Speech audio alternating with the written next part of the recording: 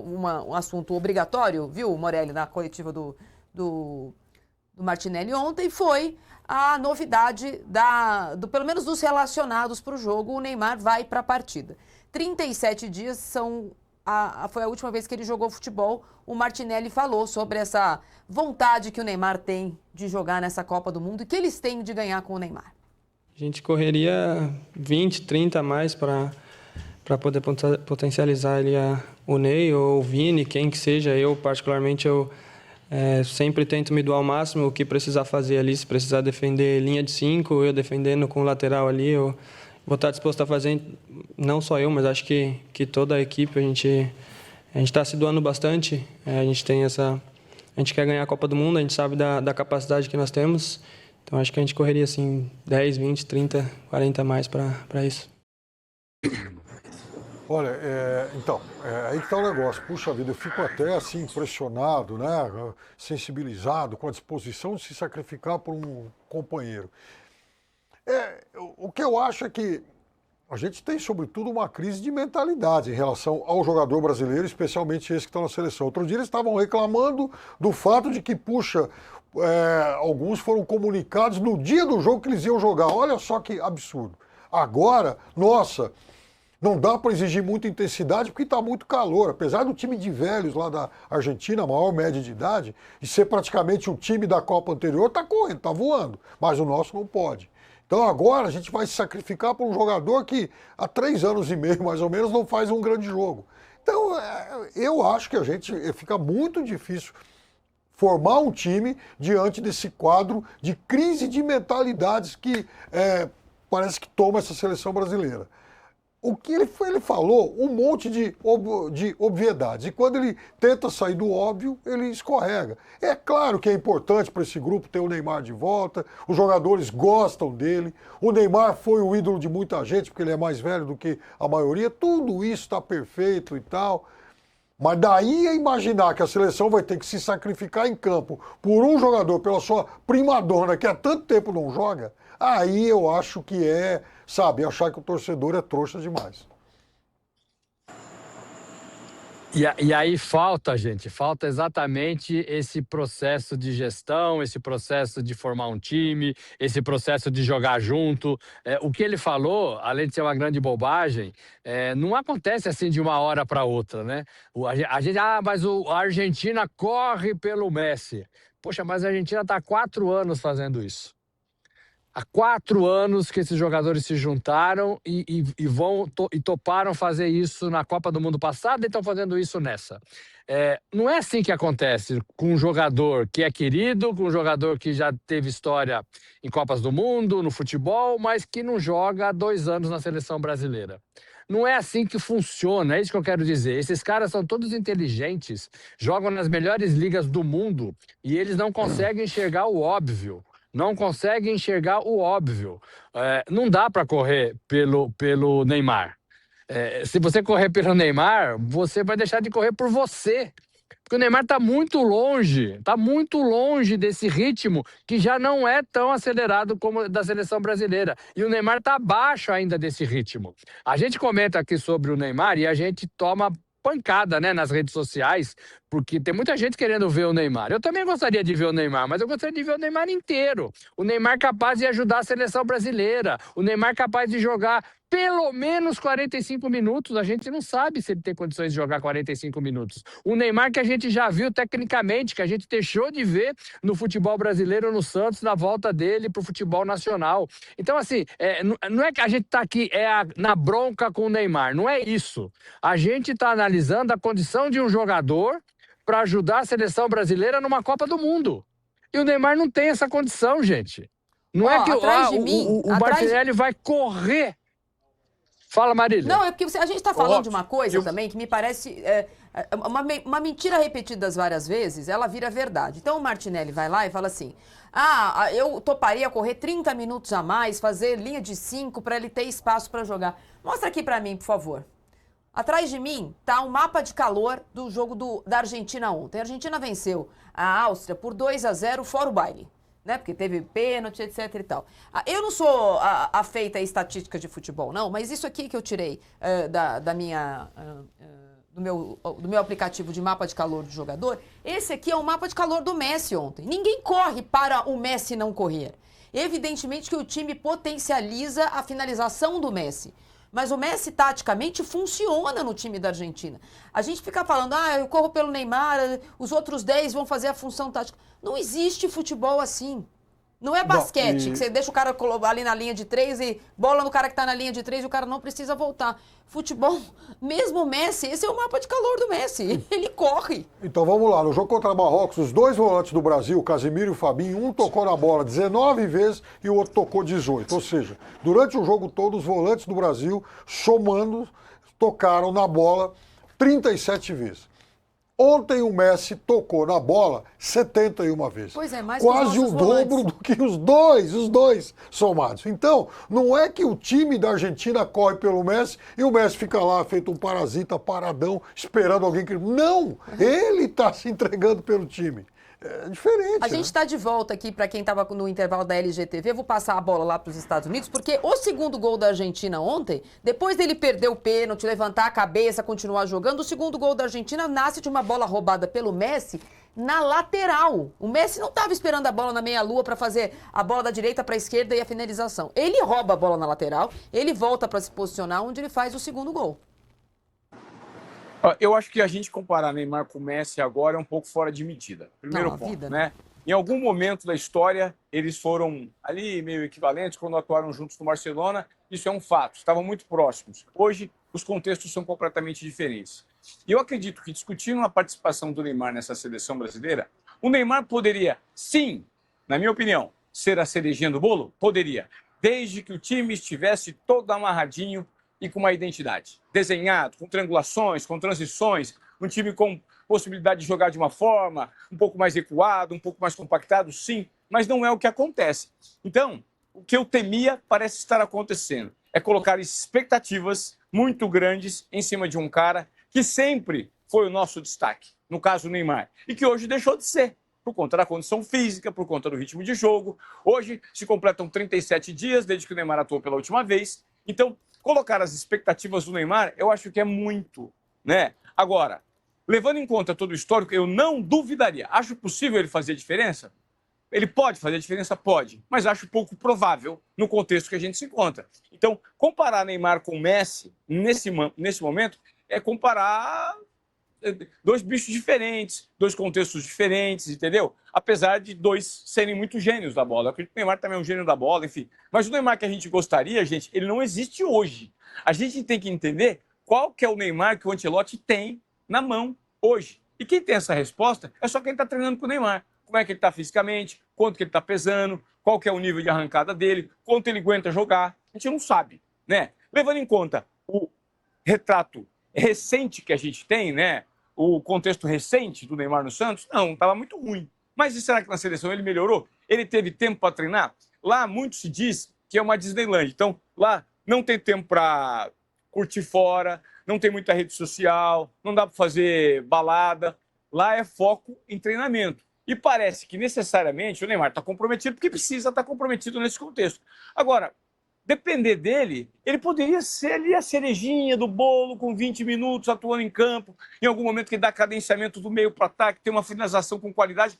Mas hoje, isso seria interessante uma seleção que está encaixada. O problema é a gente discutir Neymar sem ter uma base e ele chegar como salvador da pátria. Eu acho que esse é o nosso equívoco. E, infelizmente, nós precisamos viver até aqui, até o segundo jogo da fase de grupos, indo para o terceiro, sem ter identidade nesse time ainda. E dependendo, ou vislumbrando uma possibilidade do Neymar fazer diferença, sendo que ele não é mais o Neymar do passado, né?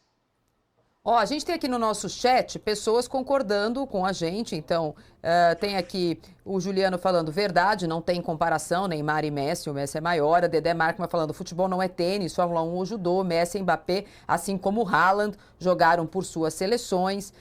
A Letícia fala porque a Argentina foi um show real e o nosso sempre é uma expectativa. O Juliano fala, o Neymar já deu, passou, o problema é que tem cadeira cativa na seleção, não sei porquê. Também tem aqui um perfil que eu não consigo ler porque está em árabe, dizendo que não adianta, o Neymar é o melhor. Então tem, evidentemente que tem um ou outro aqui achando que, perto do que os nossos não estão fazendo, qualquer filigrana do futebol do Neymar vai fazer a seleção melhorar. Ontem a gente viu mais uma exibição, aliás, mais 3 exibições daquelas que dão ao torcedor brasileiro essa sensação. Então o Messi entra em campo, 2 gols. O Mbappé entra em campo, 2 gols. E o Haaland entra em campo, 2 gols. Sobre vamos falar sobre o Messi, sobre a atuação do Messi, dos gols, do recorde, dos 18 gols em Copas do Mundo, a repercussão, como eu falei aqui no comecinho do programa, ela foi mundial. Né? Não só os parabéns pelos gols, mas a satisfação que as pessoas escreveram nas suas redes sociais, nos seus perfis, de terem testemunhado isso. Então, de Shakira, a esposa do Messi, até o perfil da Hello Kitty postou. Tem um perfil oficial da Hello Kitty no Japão que postou. Jogadores que... Olha lá, o perfil da Hello Kitty oficial. Hello Kitty oficial colocou ela de barbinha do Messi, bandeirinha da Argentina, festejando. Hello Kitty as Lionel Messi na Argentina. O mundo inteiro se dobrou a esse personagem. E aí o que é interessante é que jogadores que estão nessa Copa do Mundo pararam o que estavam fazendo, inclusive o Haaland estava indo para o estádio para postar nos seus stories. O Haaland escreve, Messi, você é mesmo humano? O Mbappé posta, o Olise posta, tem jogador, o Rashford posta, jogadores que não jogam com o Neymar ou não jogaram. O Yamal postou, a gente está vendo o Haaland. Messi, bro, are you even human? A gente tem a mulher dele que fez um coração e a foto dele, e ele respondeu. O Julian Álvares chamando ele de rei. Cadê atrás de mim aqui?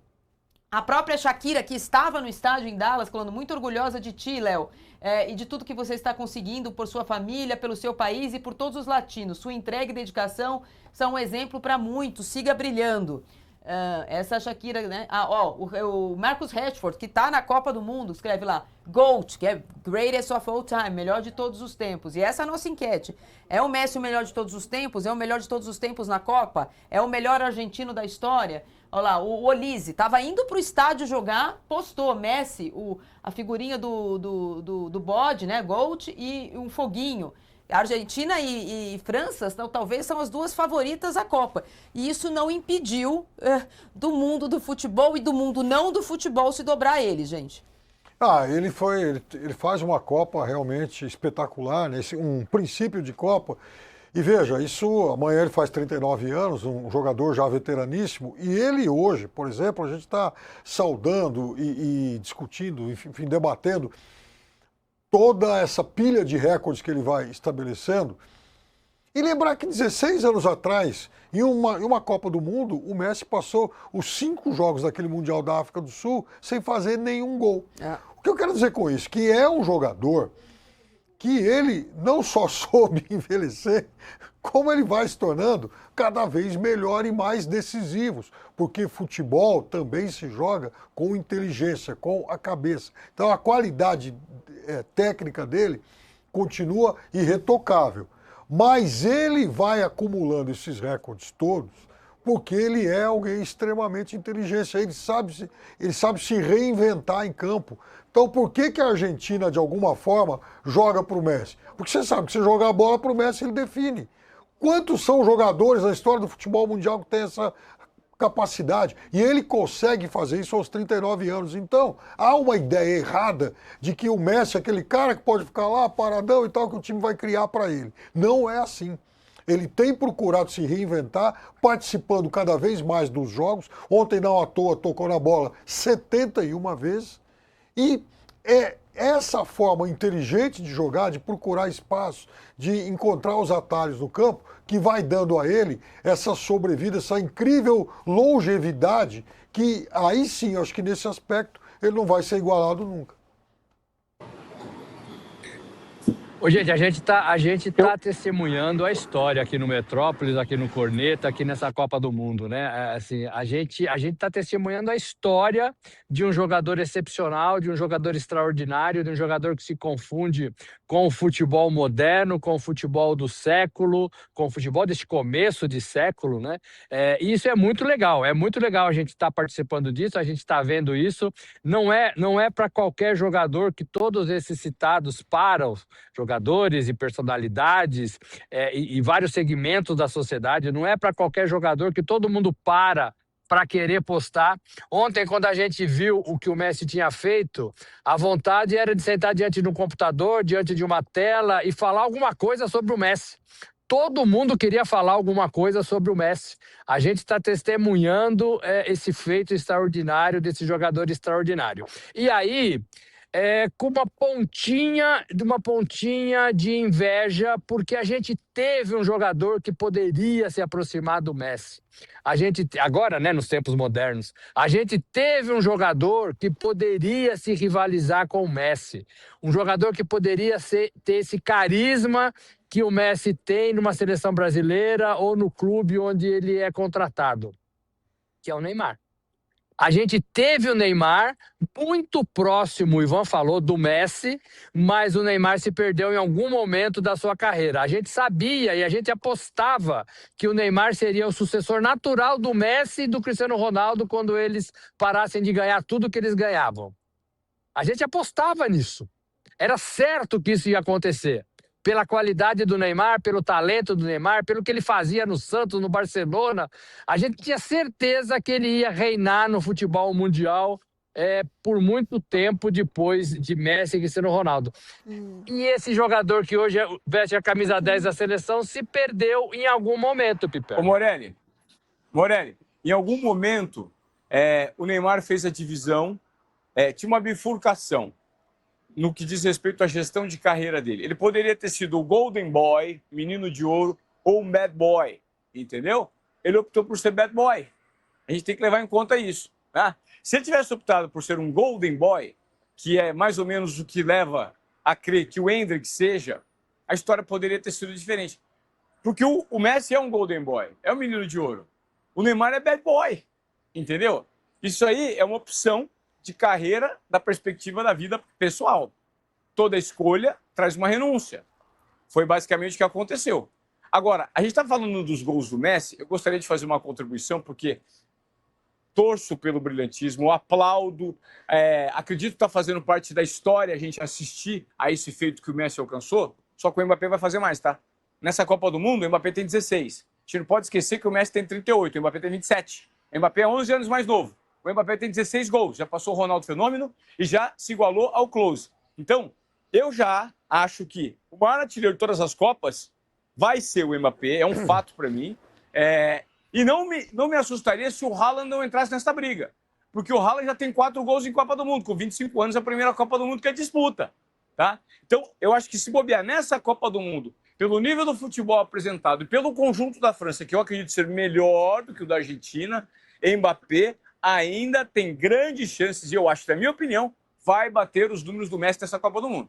Ô, Ivan, eu acho o seguinte, quando a gente fala do Mbappé, a gente está falando de um cara que, quando terminar a carreira, provavelmente vai ter perto de uns 30 gols em Copa. Porque ele é novinho, ele é novo, tem 27, ele já tem 16 gols em Copa, né? 16 gols em 16 jogos. Aí, nessa Copa aqui, ele tem uma grande chance de passar dos 20. E ele pode jogar mais 2. Então esse cara é como a gente pegar, por exemplo, a geração Djokovic, Federer e Nadal, todo mundo com mais de 20 Grand Slams, e comparar com o pessoal da antiga. Os tops tinham 6, 7, 8, os 3 passaram de 20.